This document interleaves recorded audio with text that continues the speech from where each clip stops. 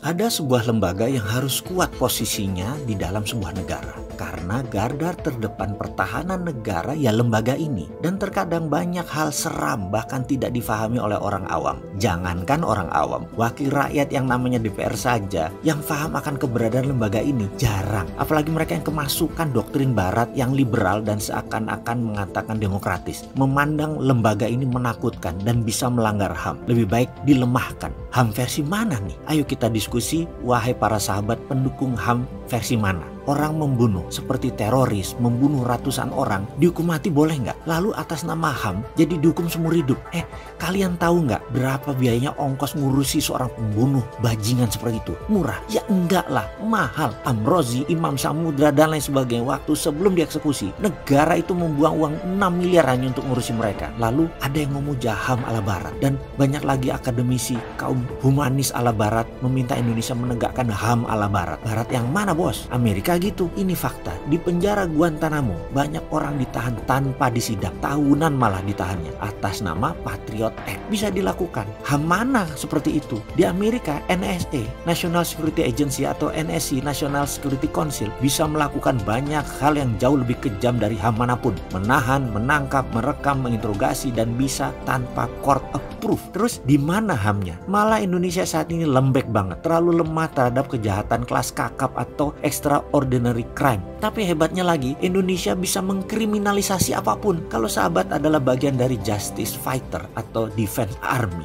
Anda sering harus mengelus dada. Kalau Anda pejuang keadilan dan pejuang keamanan, Anda akan sulit karena sistem kita yang katanya negara hukum ini sering bolak-balik hukumnya berdasarkan undang-undang dan kita jadi kaku, tidak praktis. Agar sebuah tindakan sah secara hukum, maka undang-undangnya yang disesuaikan dengan maunya sekelompok orang atau untuk kepentingan bangsa lain lewat DPR wakil rakyat tentunya. Dan selama ada fulus lancar semua. Ini mental wakil rakyat yang dominan saat ini, yang mementingkan diri sendiri dan kelompoknya. Mau bukti, banyak partai yang mementingkan kelompoknya daripada rakyat. Berapa kali saya ikut rapat partai dalam diskusi, mana yang ngomongin rakyat? Semua adalah ngomong tentang merebutkan kekuasaan dan jatah menteri. Gak ada lain mikirnya. Kembali ke diskusi awal tentang lembaga yang tersingkirkan atau dimarginalkan tadi. Banyak moto kredo di sana yang salah satunya ada di benak pasukan terbaik itu adalah kalimat ini. Bukan berapa banyak musuh yang kami bunuh, namun berapa banyak manusia yang terselamatkan. Kalimat ini sangat provokatif terutama bagi manusia humanis dan liberal. Namun bagi seorang manusia dalam pasukan khusus, cara pandangnya berbeda 180 derajat dari kaum liberal humanis. Seperti dalam moto barusan, banyak yang tidak suka dengan doktrin perang, doktrin survival yang ada kata membunuh sesama makhluk Tuhan. Kejam? Ya benar. Oke,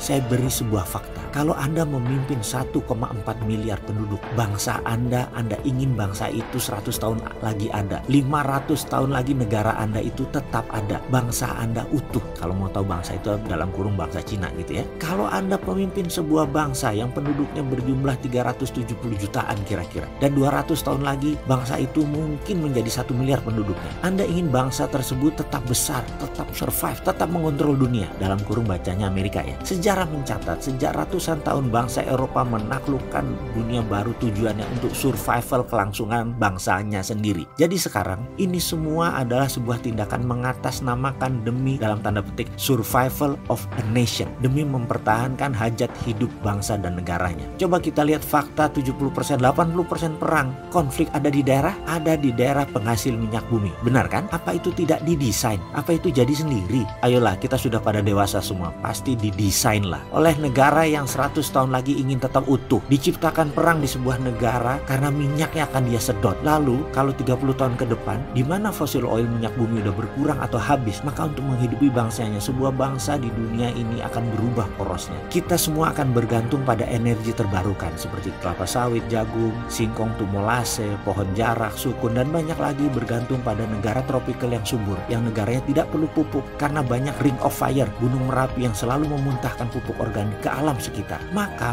mata mereka menatap negara-negara tersebut. Negara tersebut negara siapa saja. Kita tahulah negara tersebut. Negara itu adalah Indonesia. Bagaimana cara menaklukkan negara tersebut? Pakai perang asimetrik. Nggak perlu. Pakai yang namanya proxy war saja dulu. Pinjam tangan orang lain. Adu domba saja dulu. Pakai media atau dikenal dengan media warfare. Pakai budaya atau dikenal dengan nama cultural warfare. Pakai keuangan atau namanya currency warfare. Pakai media warfare. Dan pakai demo. Dan banyak lagi sudah dilakukan dan akan dilakukan. Hati-hati. Saran saya adalah gunakan lembaga yang saya sebut di awal video ini sebagai solusinya.